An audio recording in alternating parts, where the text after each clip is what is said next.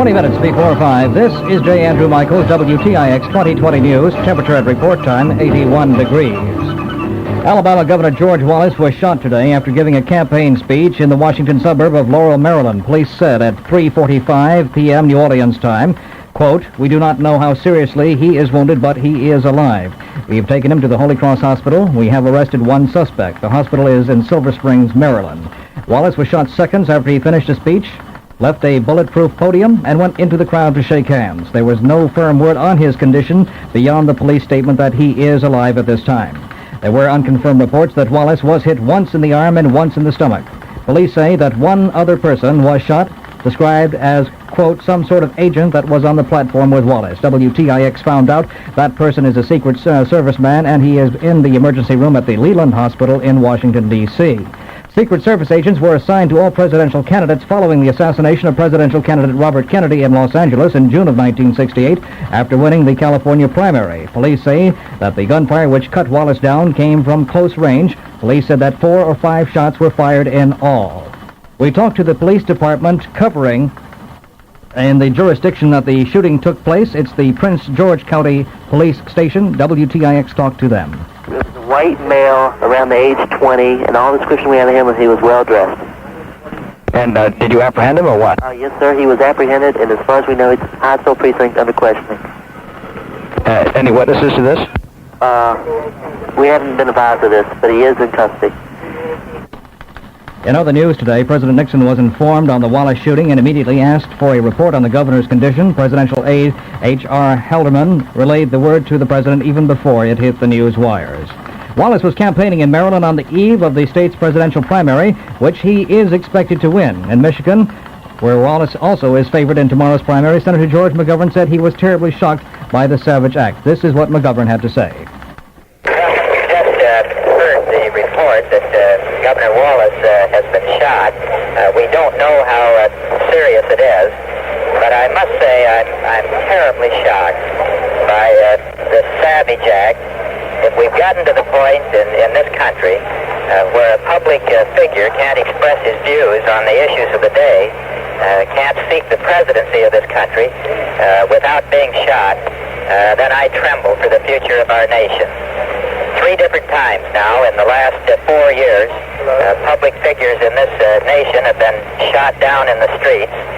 It's a shocking commentary both on the condition of the country today that tragedies of that kind occur.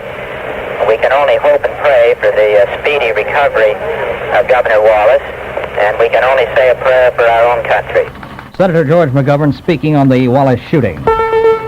2020 News Time, 4:44. There's new excitement in the air over at 4th and Barataria, Marrero. It's Superior Pontiac's Spring into Summer Sale, where you'll see the new Grand Prix with bucket seats, power steering, white wall tires, power brakes, turbo hydromatic, air conditioning, tinted glass, and all standard factory equipment for just $43.85 loaded. And there are now over 200 new Pontiacs at similar savings. Le Mans, Catalina, Ventura, Bonneville, Granville, or a GMC truck at 4th and Barataria, Marrero for Superior's Spring into Summer Sale. Now you say it.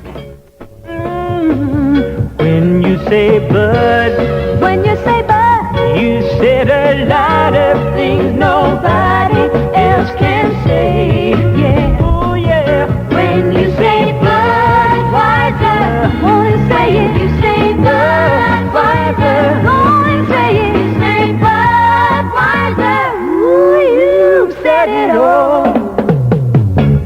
UPI reporter Dean Reynolds says that Wallace had just taken off his coat. As he moved into the crowd, Reynolds says that Wallace dropped to the ground after the shots were fired and that blood was visible on his shirt.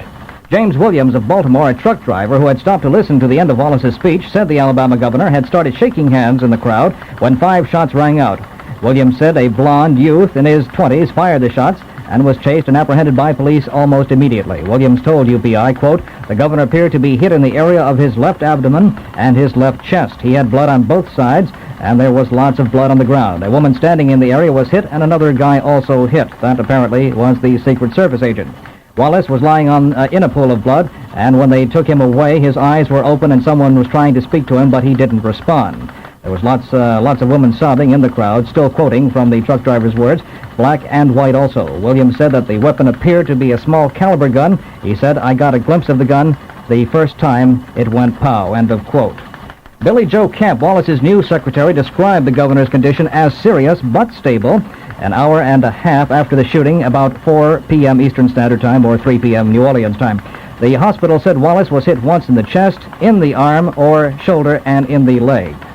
Camp said the Alabama governor appeared to be hit 3 times in the arm and, as we said, and 1 time in the right side of the abdomen. Immediately after shooting, police roped off the area, apparently combing it for evidence, Williams said. Williams said the Wallace party left a sound truck announcing over the loudspeaker, quote, "Governor Wallace will live. Just vote for Wallace on May 16th. And finally, a spokesman at the Holy Cross Hospital in Silver Springs, Maryland, reporting on the governor's condition by saying, "I would say in medical terms he is alive." Wallace was sent to the operating room for emergency surgery and is there at this time. The weather is next on WTIX. Here's a way to feel refreshed anytime, any place.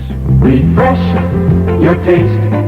Chew Wrigley Spearmint Gum. Refresh your taste. For flavor, it's the one. The flavor's fresh and lively too. It cools your mouth, it's great to chew. Refresh your taste. Chew Wrigley Spearmint Gum. Refresh your taste with Wrigley Spearmint in the handy dime pack. Same top quality, only more full-size sticks. Wrigley Spearmint Gum in the handy dime pack. Carry it with you. Delicious and long-lasting too. Enjoy it daily, millions do. Refresh your taste. Chew Wrigley Spearmint Gum. Top quality, full-size sticks. Wrigley Spearmint Gum in the handy dime pack. Bills? Friends, when was the last time you were out of debt? Would you like to put an end to bill collectors' embarrassing phone calls and worry over threats of garnishment? Then call Loan Arrangers, your friendly credit manager, at 581-5533. They will combine all your bills, past due or not, into one low payment that you can afford. No waiting, not a loan company, no co-signers needed. We can help you, even if you have been turned down by everyone else. See or call the Loan Arrangers at 581-5533 and quit worrying about bills and robbing Peter to pay Paul. Call right now, 581-5533. If you don't have a pencil handy, just dial information and ask for Loan Arrangers, your friendly credit manager.